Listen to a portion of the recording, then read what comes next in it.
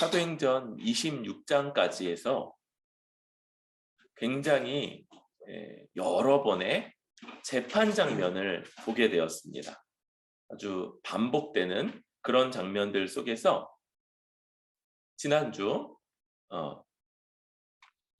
아그리빠 왕의 재판정에서 바울의 변론을 넘어서 그가 거기 자기의 말을 듣고 있는 사람들에게 전도하며 자신과 같이 주 예수 그리스도를 믿어 구약의 하나님을 온전히 따르라, 하나님의 부활하심을 믿으라, 이렇게 권하고 전도하는 것까지 보게 되었습니다.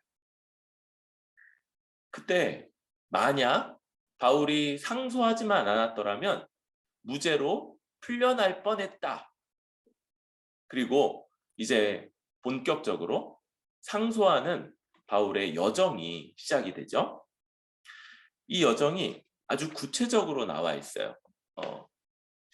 28장 앞부분까지 이어지는 바울의 여정이 기록되고 있는데 구체적인 지명, 사람, 또 어떤 여러 특징적인 내용들이 나오는데 우리한테는 이제 되게 먼 거예요. 그래서 아드라 묻데노 뭐 이런 말들, 이게 처음 듣는 말인 것 같은 그런 말들이 있어서 지도를 하나 주보에 올렸습니다. 지금 조그맣게 올려서 잘 보이지 않는데 대충의 여정만 볼 수 있으면 될 것 같다 생각이 되는 거예요. 먼저 바울이 진행하고 있는 이 여정의 시작을 기록합니다. 27장 1절에 시작하면서 이제 바울이 가이사랴의 베스도에게 잡혀 있다가 인계가 되죠. 그래서 아구스도 내 백부장 율리오라는 사람, 이제 백부장 율리오가 바울과 다른 죄수 몇 사람, 그러니까 바울 혼자 가는 게 아니고 다른 죄수들도 율리오가 맡아서 호송하는 이런 역할이 시작되게 됩니다. 바울은 상소해서 가는 여정이죠. 그런데 다른 죄수들도 지금 로마로 보내지고 있는 거예요. 이 다른 죄수들은 이미 그 범죄가 확인돼서 실형을 선고받고 아마도 당시에 로마의 유흥거리가 있었죠. 이런 죄수들을 잡아다가 검투사로서 그 앞에서 생명을 걸고 싸우게 하고 그걸 유흥거리로 즐겼던 이 사람들을 위해 지금 압송되고 있는 그런 여정이라고 보여져요.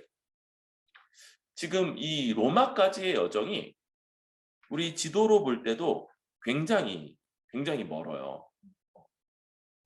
이걸 이제 당시에 이 범선, 그죠? 바람을 의지하여서 가는 이런 배로 거기까지 여정을 갈 때 좋은 조건에서도 약 5주간이 걸리는 그런 여정이었다고 그래요. 좋은 조건일 때. 좋은 조건. 그런데 지금 우리 말씀을 슬쩍 보니까 지금 상황은 별로 좋지 않은 상황인 거죠. 이 아드라 묻데노라는 난생 처음 들은 그 이름은 지명입니다. 지명. 어떤 지명이냐면 이 소아시아에 있는 아드라 묻데노라는 곳과 이집트의 알렉산드리아, 여기를 이렇게 정기적으로 항해하는 그런 상선이었다고 그래요. 그래서 여기를 이제 오가는 그 배에 타고 여정이 시작이 되는 거죠.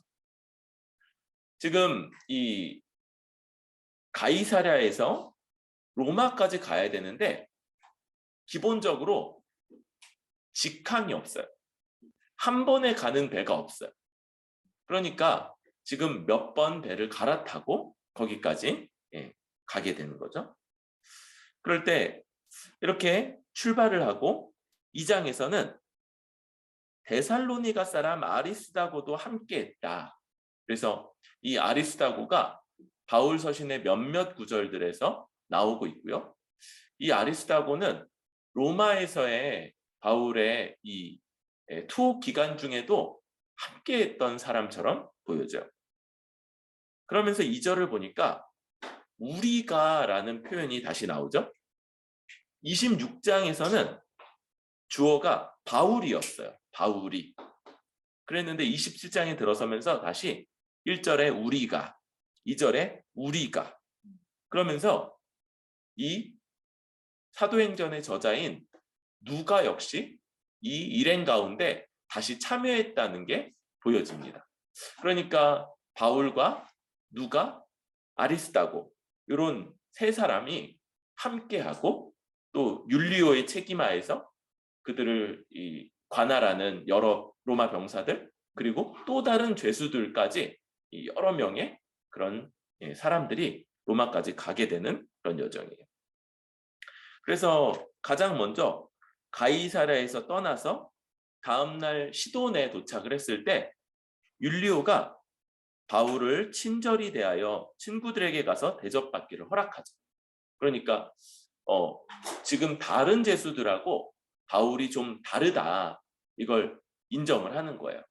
그러면서 시돈에서 교회겠죠. 시돈에 세워진 교회에 가서 대접받고 또 필요한 것들이 그들이 채워줄 것을 허락받아서 그렇게 잠시 동안의 자유를 얻고 그리고 다시 출발하게 됩니다. 또 이제 4절 보니까 떠났는데 이제는 맞바람이 치는 거예요. 여러분 범선이라고 그랬죠? 그러니까 바람의 힘으로 가야 되는데 이게 뭐 제일 좋은 건 이제 뒷바람이죠. 뒤에서 불어주는 바람. 지금 기본적인 여정이 서쪽을 향해 가니까 동풍이 불면 좋아요. 그런데 지금 이 시기가 바람이 동풍이 부는 시기가 아니고 반대로 서풍이 부는 시기인 거예요.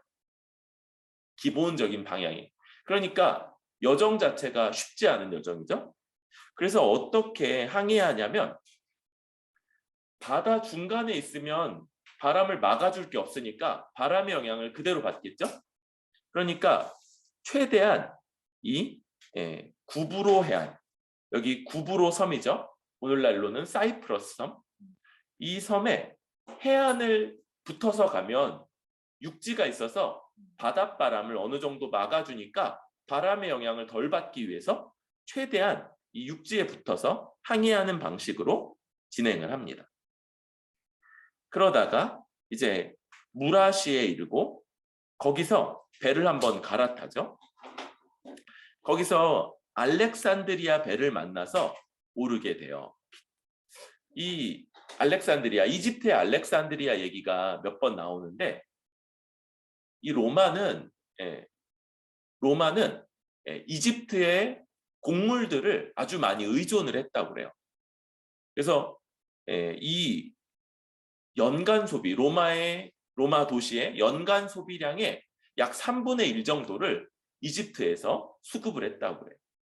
그리고 이걸 나르는 그런 배들, 곡식을 나르는 거대한 배가 알렉산드리아에서부터 거기 로마에 가까운 그런 항구까지 정기적으로 하는데 1년에 2번 정도를 왕복할 수 있었대요. 여기 이집트 알렉산드리아에서부터 거기까지 가는데 빨리 가면 1달, 좀 시간이 걸리면 2달 정도가 걸리고요. 가는데 돌아오는 여정은 이제 배가 비니까 훨씬 가벼워져서 뭐 2, 3주 정도. 그렇게 해서 한번 갔다가 돌아오는데 또 중간에 뭐가 있어요? 짐을 하역하고 또 다시 싣고 이런 과정들이 있으니까 바로바로 출발은 못하니까 약 4월 정도에 봄 4월 정도가 되면 첫 번째 출항을 해서 그래서 뭐 이제 6, 7월, 8월 이 정도가 되면 돌아오고 그때 최대한 서둘러서 다시 한번 곡식을 싣고 그러면 겨울이 되기 전에 한 번 더 갔다가 올 수 있는 이런 여정이 되는 거죠. 지금 바울이 타고 있는 배가 그 2번째 여정을 하고 있는 건데, 두 번째로 로마를 향해 가고 있는 건데 시기적으로 조금 늦었어요. 지금이 한 8월이나 9월 이 정도에는 출발을 해야 되는데 이미 10월, 11월 가까이, 10월 말, 11월 초까지가 된 거예요. 뒤에 보니까 금식하는 절기가 이미 지났다 이런 말이 나오죠. 그러니까 이 언제쯤인지가 대충 예상이 되는데 늦가을이나 초겨울, 겨울이 시작되고 항해하기가 아주 어려워지는 시기가 지금 들어서고 있으니까 배가 아주 빨리 가려고 하고 있는 거죠. 그래서 그 배에 타서 그 알렉산드리아 배, 곡식을 나르는 화물선에 타서 가고 있습니다. 그런데 7절 빨리 가야 되는데 배가 더디 가죠. 지금 계속 맞바람이 불고 있는 거예요. 그러니까 간신히 니도 맞은편에 이르러 풍세가 더 이상 허락하지 않아서 이제는 또 중간에 있는 그레데 섬, 또 섬 하나가 있죠. 그 그레데 섬의 해안을 또 이 방패, 바람막이 삼아서 또 진행을 하다가 겨우 8절에 간신히 연안을 지나 미항이라는 곳에 도착을 한 거예요. 요 가운데 빨간 글씨로 미항이 눈 좋은 사람 보일 거야. 미항. 미항, 아름다운 항구다. 도착을 했는데, 그런데 이 미항이라는 곳이 이 역사 기록에 잘 안 나타날 만큼 굉장히 작은 항구였던 것 같아요. 그러니까 곡식을 실어 나르는 큰 배, 약 한 1200톤에서 2900톤 정도까지나 될 거다 이렇게 보는데 곡식을 실어 나르기 위한 큰 배가 제대로 접안하기가 어려운 작은 항구인 거예요. 그래서 논쟁이 벌어지죠. 9절부터 이 논쟁이 기록되는데 바울은 권해요. 너무 위험하다. 10절. 이번 항해가 생명에도 많은 손해를 끼칠 것 같으니까 좀 어렵지만 그냥 여기 머물자. 언제까지? 봄이 될 때까지. 봄이 될 때까지. 그래서 날씨가 좋아져서 항해가 가능할 때까지 머물자 주장을 했는데 다른 사람들은 주장이 다른 거예요. 그리고 백부장이 선장과 선주의 말을 더 믿죠. 그래서 12절 그 항구가 겨울을 지내기에 불편하기 때문에 베닉스에 가서 우리식으로는 피닉스예요. 피닉스. 미국에 있는 도시 이름이기도 하고 요 그레데 섬의 바깥쪽 더 서쪽에 있는 그런 섬의 항구죠. 거기가 훨씬 더 큰 항구였던 것 같아요. 그러니까 거기까지 가서 겨울을 지내자. 그런 사람들이 더 많은 거예요. 그리고 그렇게 이제 논쟁을 하다가 남풍이 부는 거예요.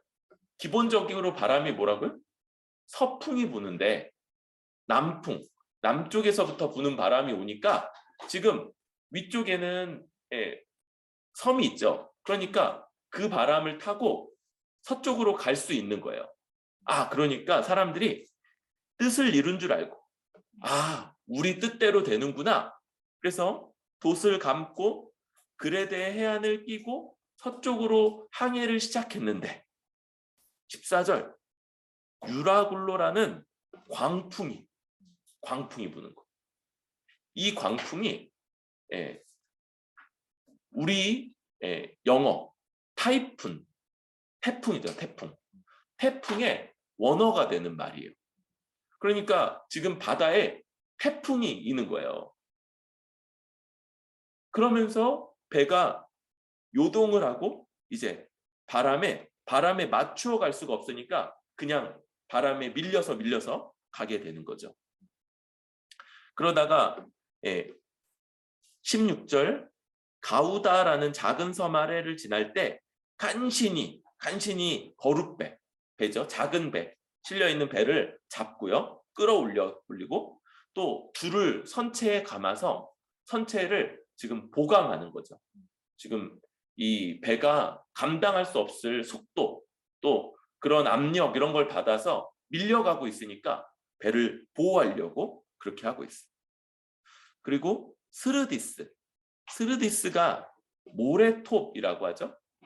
그러니까 지금 육지에 가까운 그런 지역에는 바다가 이렇게 깊었다가 얕았다가 이런 곳이 있고, 그런데 걸리면 배가 이제 좌초하는 거죠. 그러니까 지금 그게 두려운 거예요. 그래서 어떻게 하냐? 17절에는 연장을 버려요. 그죠? 그러면서 그냥 바람에 배를 맡기는 거죠. 18절, 이튿날, 그러니까 하루 왼종일 그러다가 이튿날이 됐을 때는 이제 짐을 바다에 풀어버리는 거예요. 배가 지금 곡식들을 가득 채우고 있다고 그랬잖아요. 그걸 버림으로써 배를 조금이라도 더 띄우려고 그러는 거죠. 그러니까 지금 어디든지 걸려서 배가 좌초되고, 그러면 이제 바다 한가운데서 빠져 죽을 그럴 운명이니까 어떻게든 짐을 버려서라도 지금 배를 띄워서 살려고. 사흘째 되는 날, 그 다음 날이 되니까 이제는 아예 배의 기구들까지 다 내버리면서 조금이라도, 근데 배의 기구는 내버리면 어떻게 되는 거예요? 이제 뭐 배를 조정하거나 수리하는 건 불가능한 거죠. 그러니까 아주 점점 더 절박한 상황이다. 20절, 이제 그 유라굴로 광풍, 태풍에 휘말려서 배가 이리저리 휩쓸려 다닌 지가 여러 날이지. 그리고 그 태풍에 걸려서 해도 별도 보지 않은, 당시에 이 배에 자기들이 어디 있는지를 파악할 수 있는 게 나침반과 별자리였죠. 이게 안 보이니까 어디 와 있는지, 지금 어떤 위험인지 이런 것들을 도무지 알 수 없고, 사람들이 구원의 여망마저 없어져. 아, 이제 다 죽겠구나 라고 절망하고 있는 그런 상황입니다. 그때 21절에 바울이 오랫동안 먹지 못하고 살 소망을 잃어버린 사람들 가운데 바울이 서서 말합니다. 뒤끝이 좀 있어요, 바울이. 그죠? 그래서 니네가 내 말 듣고 그 미항에 머물렀으면 안 그랬을 텐데, 아이 진짜 왜 그랬어? 이렇게 말하면서 시작을 하죠. 타격과 손상을 면하였으면 좋을 뻔했는데, 그런데 22절, 너희를 권한다. 이제 안심하라. 너희 중 아무도 생명에는 아무런 손상이 없겠고 오직 배뿐이리라. 배는 상하겠지만 사람은 생명이나 또 그 몸에 아무런 손상이 없을 테니까 안심해라. 위로하는 거. 23절, 내가 속한 바 곧 내가 섬기는 하나님의 사자가 어젯밤에 내 곁에 서서 말하되, 이 뱃사람들이나 이 항구 도시는 미신이 많기로 유명하죠. 원래부터도 다신론적인 세계이면서도 그런 것들을 이 사람들이 이런 풍랑이나 또 바람이나 이런 자신들이 예측하거나 결정할 수 없는 것들에 삶을 맡겨야 되는 사람들이다 보니까 온갖 신들을 섬기는 그런 곳이죠. 거기에 바울이 그들에게 얘기하는 거죠. 내가 속한, 내가 섬기는 하나님, 그 하나님이 사자를 보내셔서 내게 말씀하시는데, 두려워하지 말고 가라. 내가 가이사 앞에 서야 하겠고 또 너와 함께 항해하는 자를 다 내게 주셨다 하였으니 안심하라. 한 번 더 얘기하죠. 안심하라. 그리고 내가 말씀하신 그대로 되리라고 하나님을 믿노라. 그러니 우리가 반드시 한 섬에 걸릴 거다. 이렇게 권면하는 말로 우리 본문이 마쳐지게 됩니다.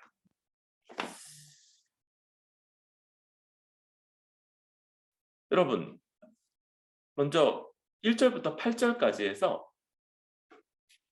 바울의 여정이 기록되고 있어요. 지금 바울은 하나님의 이 반복되는 그런 사명, 부르심이 반복해서 주어지고 있죠. 네가 가이사 앞에 서서 로마의 황제 앞에 서서 이 복음을 증언해야 되는 사명이 있다. 이걸 하나님이 그에게 반복해서 말씀해 주시고 일깨워 주시는 그런 사명 가운데 있어요.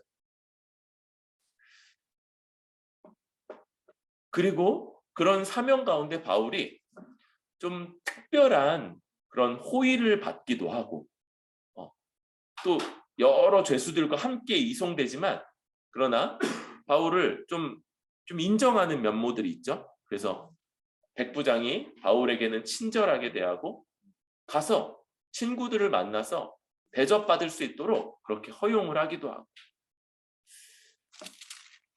그런데 여러분, 이 1절부터 8절까지의 전체는 그런 바울 역시도 지금 이 계절의 변화와 그 계절에 따른 바람의 변화, 그리고 거기에 맞추는 항해 일정들, 또 바울이 그런 일정들 속에서 간절히 기도함으로써 바람이 원래 불어야 되는 서풍에서 바울 배만 동풍이 불어서, 그래서 바울 배만 아주 남들은 기본적으로 5주가 걸리는데 바울은 3주 만에 2주 만에 갔다, 이런 게 아니고 그 여정이 아주 일반적이고 당시에 상식적인 방식의 그런 여정들이 펼쳐지고 있는 거.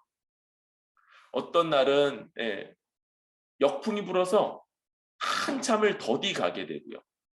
또 그런 역풍을 피하고자 어떻게 해요? 섬에 해안을 최대한 가까이 끼고, 그래서 바람을 피하면서 가는 이런 아주 일반적이고 당시로 보면 상식적인 그런 여정들이 펼쳐져 가고 있는 겁니다. 여러분, 이 지점을 좀 더 생각해 보고자 해요.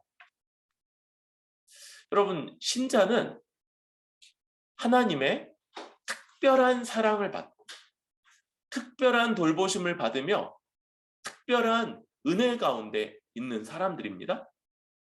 우리는 그런 사람들이 맞아요.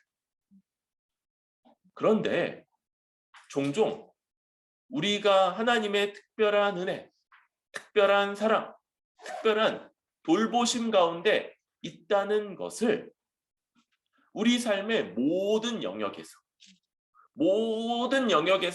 경험되어야만 한다고 여기는 신자들이 있습니다.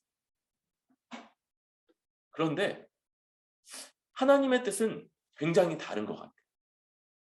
하나님은요, 우리 신자들이 아주 일반적이고 또 일상적인 상황들, 이것들을 그대로 거치고 그대로 겪게끔 하시는 거예요. 우리 그렇죠? 코로나에 걸리는데 기도 열심히 하는 신자들이 덜 걸리는 게 아닌 것 같아요. 아니, 이렇게 저는 그걸 완전히 비난할 수만은 없다고 보는데, 여러 교회들 가운데 집단 감염률이 나서 그래서 교회가 많이 이렇게 사람들이 지탄을 받았죠. 그러니까 그 세상의 지탄, 우리도 똑같이 지탄, 잘못했다 이렇게만 다 말할 수는 없는 부분이 있고, 또 좀 더 지혜로웠으면 하는 바람도 있지만, 어쨌든 코로나가 신자라고 비껴가지만은 않는 거예요. 제 굉장히 가까운 목사님이 코로나 초기에 걸렸어요. 요즘에 걸리면 그래도 교회 이름 같은 건 잘 안 나오고 그러는데, 초기에 걸려서 그 모든 개인정보가 다 오픈되고 주변에 아주 막 힘든 상황을 겪었던, 목사님은 그렇지만 사모님하고 애들까지 다 걸려서 그래서 어려움들을 많이 겪었던 그런 일들이 있어요. 이제 우리 또 대선이 있죠. 대선, 그래서 우리나라에 어떤 대통령을 세우는가에 따라서 나라의 그 정책이나 이런 것들이 바뀌어지고, 그런 정책들 하에 우리가 살게 되는 거죠. 우리 이제 지난 정부에서 많은 사람들이 잘 못했던 것 중에 하나가 이 그 집값 안정화를 잘 못했다고 그렇게 여기는 것 같아요. 우리도 그런 영향 가운데서 다 집 구하기가 되게 어렵고 부담되고 뭐 그런 상황들 속에 살아가는 거죠. 이제 다음 대통령이 바뀌게 되고 또 정책들이 또 전환이 될 텐데 그런 상황들을 우리도 겪게 되는 거예요.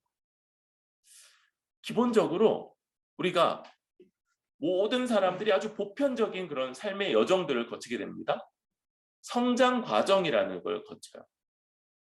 어른으로 그래서 아주 어린 나이부터 지혜롭게 태어나는 게 아니고 실수도 많고 우리 요즘 말 있지 않습니까? 흑역사. 그래서 내가 옛날 왜 그랬지 하는 그렇게 약간 어리석고 또 지혜롭지 못하고 또 경솔한 이런 어린 시절을 다들 거치는 거예요. 다들 지금 이제 제가 제일 여기 나이 많죠? 제가 제일 이렇게 점잖고 그런 것 같지만 이제 명절이 되면 이제 조카가 와서 누나한테 들은 얘기들이 맞냐고 저한테 물어봐요. 그래서 삼촌 어렸을 때 그렇게 개구장이었던 거 맞아요? 이렇게 물어보는 거예요. 그러면 이제 저는 노 코멘트 이렇게 해주죠. 네, 네, 우리 다 이제 그런 시기들을 거치는 거예요. 또 우리 대부분이 이게 삶의 여정에 힘든 그리고 왜 이걸 하는지 잘 모르고 근데 먹고 살기 위해서는 해야만 하는 그런 이제 직장 생활 이런 것들을 거치게 되죠. 우리 아주 우리 조상 선조인 아담과 그 여자 때부터 범죄하고 땀을 흘려야지만 먹고 살기 때문에 그냥 우리 그런 거 있잖아요. 보람되고 아주 영광스럽고 복되고 기쁜 것만이 아니고 이거 또 해야 되나. 그래서 다음날 출근할 생각하면 마음이 아주 무겁고 막 잠도 안 오고 막 그런 그런 일들을 대부분 다 거치는 거예요. 이제 결혼하고 또 육아하게 되면 출산, 육아 이게 아주 수고스럽고 또 출산 과정은 굉장히 이제 고통스럽기도 하죠. 이렇게 이 자녀를 키워내는 게 우리 삶에 있어서 굉장히 이렇게 많은 부분을 차지하고 있는 거예요. 그래서 성장 과정 하나를 단위로 한다면 이제 자녀가 성장하는 그만큼이 우리 삶의 이 어떤 부분에서는 중년기를 다 차지하게 되죠. 그러면 이제 노년기인 거예요. 삶의 여정에서. 그리고 모두가 이 사망이라는 과정까지를 겪게 되는 겁니다. 이 가운데 이런 일반적인 상황들을 거쳐가면서 일반적인 원리가 우리에게 작용해요. 우리 뭐 어제까지 공부했던 EDL의 저 뭐 중력이나 뭐 이런 것들뿐만 아니고 우리 삶의 일반적인 원리들이 있죠. 뿌린 대로 거둔다. 이게 일반적인 원리예요.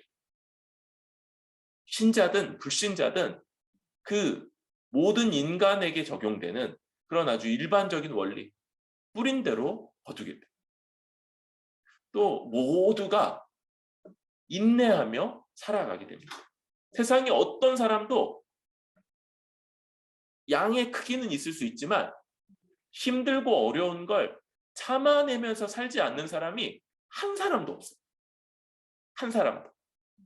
심지어 우리가 아는 제일 부자 이재용 사장도 인내하면서 사는 거예요. 제가 뭐 직접 듣지 못했는데 이게 다 그런 거예요.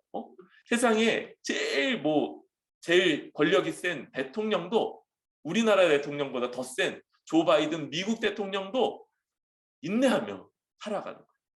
뭔가를 많이 참아야 돼요. 그 가운데 또 다른 사람들을 용납해야 되는 거죠. 그래서 나와 다르고 맞지 않는 이런 것들을 그냥 하나하나 다 너는 왜 그렇게 맞지 않니? 이거 바꿔라. 너는 저걸 바꿔라. 이렇게 하면 살 수 없어요.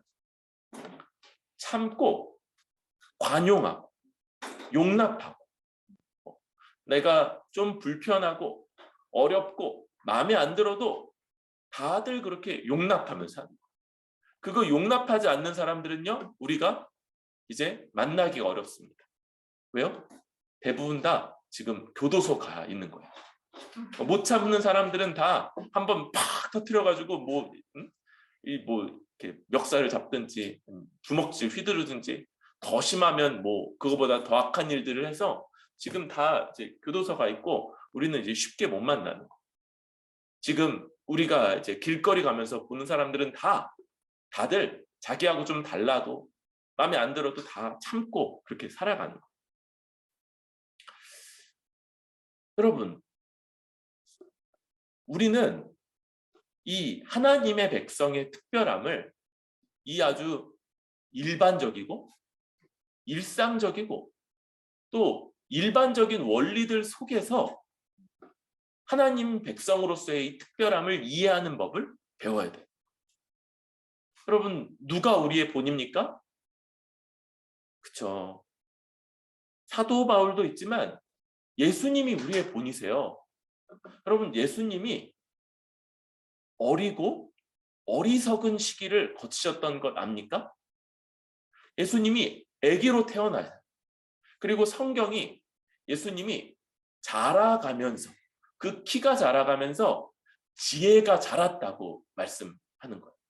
예수님도 그러니까 뭐 어떤 의미에서는 흑역사가 있을 수 있는 거예요. 아기 때 지혜가 부족하고 또 어리석었던 모습이 있는 거예요. 예수님도 성장 과정이라는 것들을 거치시고 또 어느 때가 됐을 때 장성하여지고 그 지혜가 확실히 딱 분별력이 세워지는 거지, 예수님은 이런 과정을 거치지 않는, 면제받으시는 게 아니었대요. 예수님도 이 땅에서 자기를 대적하는 사람들, 자기를 모함하고 자기를 죽이려고 하는 사람들까지 용납하세요. 예수님이 몇 번 이 얘기를 하세요. 내가 지금이라도 하나님께 기도해서 천군 천사를 불러서 싹 다 몰살시켜버릴 수 없을 줄 아냐. 예수님 언제든지 그럴 수 있어. 또 이런 얘기하시는 게 그런 마음도 있으시다는 거. 그런데 안 하세요. 얼마든지 할 수 있는데 하나님께 하나님 그냥 없애버립시다 그러면 될 텐데 끝까지 안 하시는 거예요. 그렇게 하지 않으시고 인내하시고 용납하시고 자기를 대적하는 자들까지 그렇게 참아내시는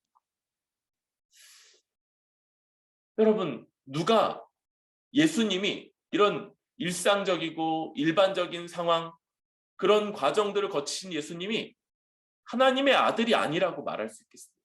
하나님의 특별한 사랑을 받는 분이 아니라고 말할 수 있겠어요? 심지어 예수님은 세례 때 하나님의 목소리까지 들렸죠. 이는 내 사랑하는 자라. 예수님이 우리와 똑같은 그런 아주 당시의 일반적인 삶을 사셨다면 우리 역시 이런 것들이 면제되는 방식으로, 이런 것을 거치지 않는 방식으로 하나님의 특별한 돌봄, 특별한 은혜, 특별한 사랑이 표현되기를 구하거나 바랄 수 없는 것이죠. 오히려 이 일반적인 상황들, 그래서 어떤 사람들은 야, 너는 그렇게 열심히 교회 다니고 열심히 기도하고 열심히 하나님의 백성으로 살아가는데 너에게 특별한 게 뭐냐? 라고 말할 만한 그런 상황이 벌어짐에도 우리가 그런 말에 진짜 그러네? 내가 그렇게 열심히 기도하고 예배드리고 헌금하고 헌신하는데도 내가 똑같네? 뭐지? 이렇게 시험에 빠지는 게 아니라 정말 모르는구나. 정말 하나님의 이 특별한 돌봄이 지극히 일상적인 상황 속에서 임하고 우리를 챙기시고 그 일상적인 것, 일반적인 것, 이걸 깨트리지 않는 방식으로 하나님이 특별히 우리를 돌보시고 사랑하시고 인도하신다는 걸 쟤는 정말 모르는구나, 이렇게 말할 수 있는 그런 우리 뿌리 깊은 교회 지체들 될 수 있기를 바랍니다. 그런데 좀 더 나아가는 것, 여러분, 우리가 이런 일들을 종종 겪어요. 바울이 여기 미양에 머물자 얘기하죠. 그런데 율리오가, 이 백부장이 바울에 대해서 호의를 가지고 있으면서도 선주나 선장, 그죠? 이 사람들은 뭐 항해 아주 전문가들이겠죠. 그 사람들의 말을 더 믿는 거예요. 사람들이 여기보다는 이 그레데 섬의 더 서쪽에 위치한 베닉스에라도 가서, 베닉스 항구에라도 가서 거기서 겨울을 지내자, 이렇게 주장하는 사람들이 더 많은 거. 여러분, 우리 시대하고 되게 비슷해요. 하나는 다수결입니다. 다수의 의견이 맞다고 여기는 그런 거예요. 또 하나는 뭐예요? 전문가들의 의견. 저 사람은 전문가니까. 여러분, 네. 사실 이 목사의 말은요, 요 이제 반대 목사가 있는데요. 목사는 어떤 구체적인 분야들에서 전문가가 아닌 경우가 되게 많아요. 뭐 그나마 제가 조금 더 어떤 일반적인 사람보다 전문적인 걸 갖고 있다면 화학 지식, 과학 지식, 뭐 이런 거일 수 있는데, 그것도 뭐 고작 학부 정도니까 뭐 박사나 뭐 전문가들처럼 뭐 어디 뭐 그런 것들을 말하거나 기고하거나 논문을 내거나 뭐 그럴 만한 처지는 아니죠. 이 시대는 이 두 가지, 다수결, 여러 사람들이 옳다고 말하는 걸 따라가고요. 또 어떤 분야에 소위 전문가라고 지칭하는 사람들의 너무 과도한 그런 권위와 결정권을 부여하는 그런 면이 있어요. 여러분, 우리가 이 코로나 상황 속에서 이런 걸 많이 보죠? 전문가들이요, 뭘 결정할 수가 없어요. 뭐냐면 무슨 하나의 정책이나 이게 굉장히 다차원적인 것들을 고려해야 됩니다. 그런데 그 사람은 모든 면의 전문가가 아닌 거예요. 그 고려해야 되는 100가지 영역 중에 한 가지의 전문가고, 그래서 전문가는 종합적인 결정을 절대로 내릴 수가 없어요. 그는 한 가지 면에서 유익한, 실제로는 한쪽의 견해를 내세울 뿐이에요. 또 다른 그 영역의 또 다른 전문가는 전혀 다른 판단, 심지어는 정반대되는 판단, 그걸 비슷한 권위로 우리에게 말해줘. 여러분, 세상이 전문가의 의견을 따라서 결정하고 판단한다 말하는데, 실상은요, 자기가 판단하고, 자기가 누군가의 권위를 의지하는데, 어떻게 의지해요? 내가 의지할 권위를 스스로 결정함으로써 어떤 결정을 내리기 위해서 필요한 고려해야 되는 100가지 사항들을, 내가 어떤 것들은 저 사람을 더 중점적으로 봐야지, 저건 상대적으로 덜 중요하게 봐야지라고 판단하고 결정함으로써 실상은 권위를 빌어오지만 내가 주체가 되어서 그 가운데서 판단하고, 이게 이 세상의 의사결정 방식입니다. 그런데 우리는 세상이 더 크게 죄와 사망과 사탄의 지배를 벗어날 수 없고 그 권위 아래에 있는 세상인 걸 알고 있어. 그 권위 아래서 지금 결정하고 있는 거. 그래서 다수결이라는 방식으로. 그러니까 결국 어디로 가겠어요? 죄와 사망과 사탄의 권세를 벗어날 수 없는 다수의 결정이니까 결국은 부족하고 어리석고 또 안 좋은 결정을 내리는, 이쪽 역시 마찬가지입니다. 전문가의 판단. 그런데 실상은 전문가는 뭘 결정해 주지 못해요. 그걸 우리 이 시대의 전문가들은 다 내가 종합적 판단을 내리는, 내가 어떤 전문가의 의견을 높이 살 거냐를 결정함으로써 내가 결정. 여러분, 내가 결정한다는 걸 놓칠 때 우리는 어떤 전문가의 의견을 따라 내가 권위 있게 판단한다고 생각하는데 내가 결정하고, 이런 것들을 무의식적으로 하게 될 때는 역시 죄와 사망과 사탄의 더 큰 지배에 이것을 벗어나지 못하는 그런 결정들을 내리게 됩니다. 문제는 뭡니까? 문제는 우리가 세상 속에 속하여서 이런 종종 아주 빈번하게 어리석고 부족하고 또 잘못된 판단을 내리는 그 세상에 속하여서 함께 고통받는다.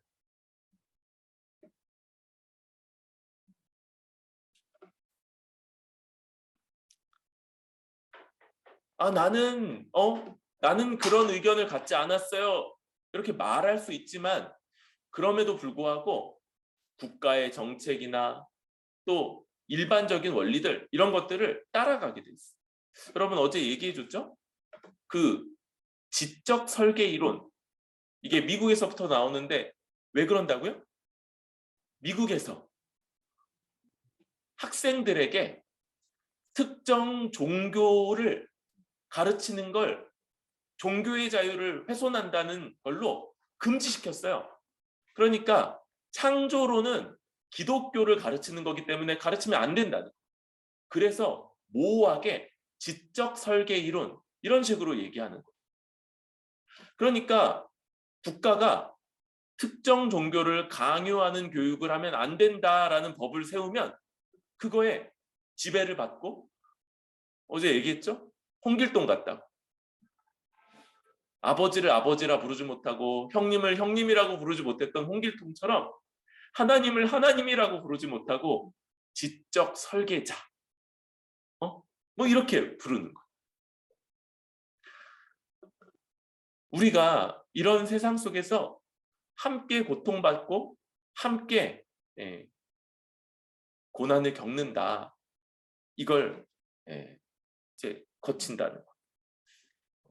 그런데 여러분, 여기에서 같이 고난을 겪지만 의미는 굉장히 다릅니다. 세상은 이 고난이 어떤 거냐면요, 하나님의 진노의 심판, 하나님의 진노의 심판의 최종적인 형태, 그 온전한 형태는 그들이 죽음을 겪든지 혹은 예수님 재림하실 때 그때 하나님의 심판대가 펼쳐지고 거기서 내려지는 영벌, 지옥에서 받게 되는 영원한 형벌로서 그들에게 선포될 겁니다. 그런데 뭐예요? 사는 중에도 그 진노 어린 형벌의 그림자들로서 그들에게 시시각각 닥치는 고통이고 환난이고 그런 수고스러움이고, 이게 세상 사람들에게 임하는 그들이 내린 잘못된 결정들로 인해 받게 되는 고통의 의미.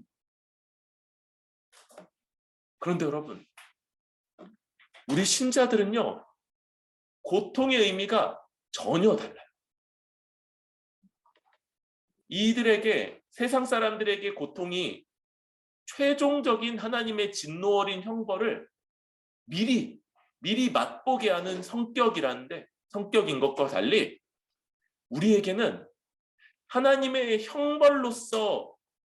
형벌로서의 고난이나 환난이라는 의미가 전혀 없는 겁니다. 전혀.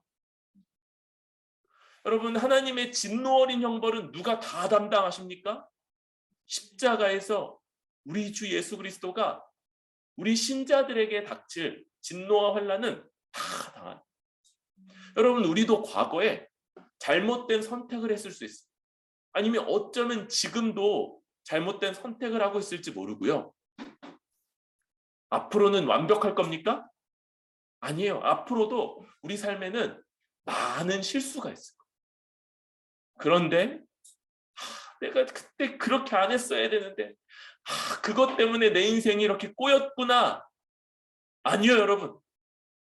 우리 신자는 과거의 잘못된 선택을 우리 스스로 짊어지지 않아요.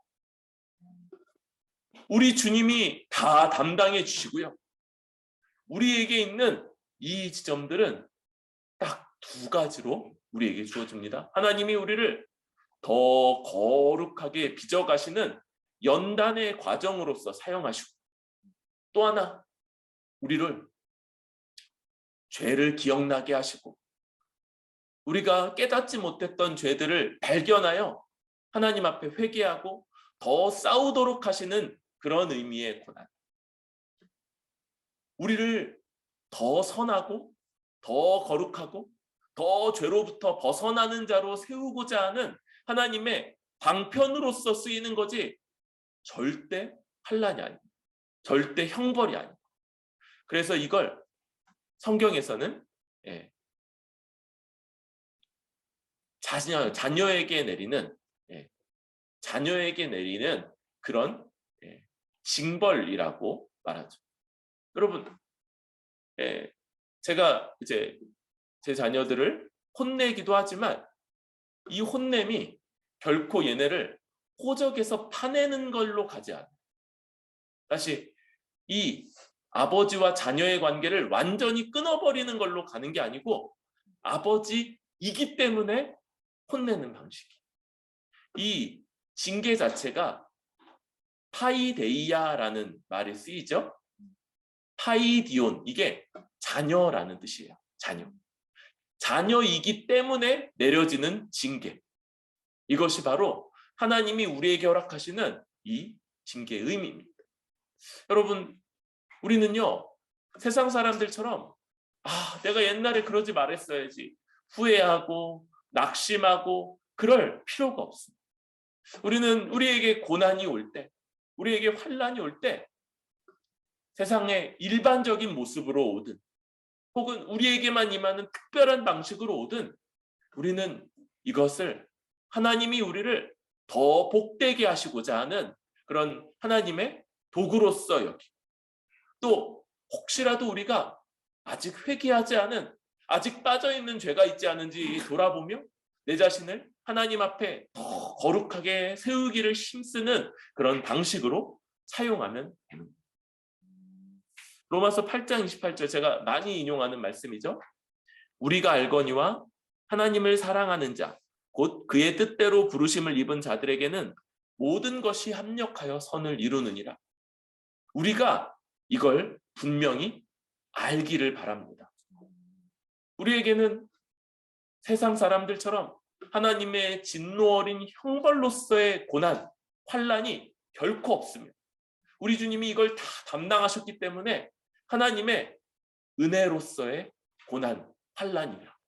이것이 우리가 더 하나님을 닮도록 하시고, 또 죄에서부터 더 떠나도록 하시는 하나님의 선한 도구, 자녀이기 때문에 내리는 그런 징계로서 이것들을 이해할 수 있기를 소망합니다. 마지막으로 우리 그럴 때 바울이 반복하는 말이 있어요. 여러분, 안심하십시오. 우리가 안심할 수 있기를 바라요. 지금 굉장히 어렵죠? 이제 진짜 역대급이에요. 그래서 이번 명절 때 몇 만까지 올라갈 거냐? 그쵸?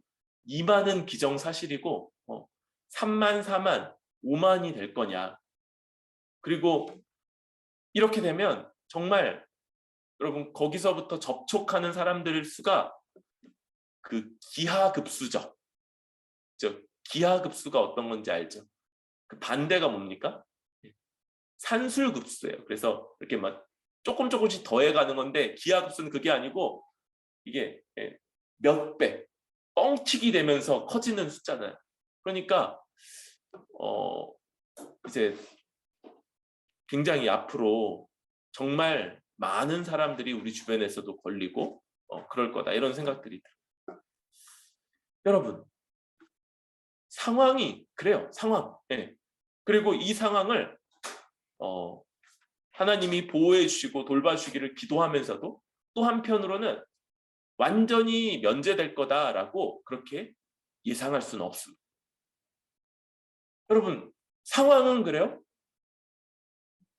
그런데 상황이 그러니까 우리도 불안하고 낙심하고 식욕을 잃고 살 소망을 잃고 그냥 그렇게 살아갈 겁니까?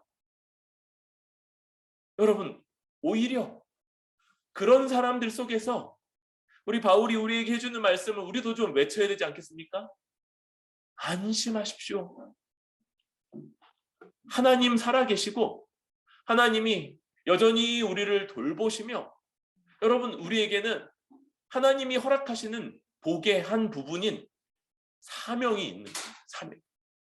여러분 하나님은 이 상황 속에서도 우리에게 허락하시는 지혜로 우리에게 허락하시는 자원들로 어떻게든 주님의 백성으로서의 가장 큰 사명 우리로 교회답게 살아가시게 하실 거예요.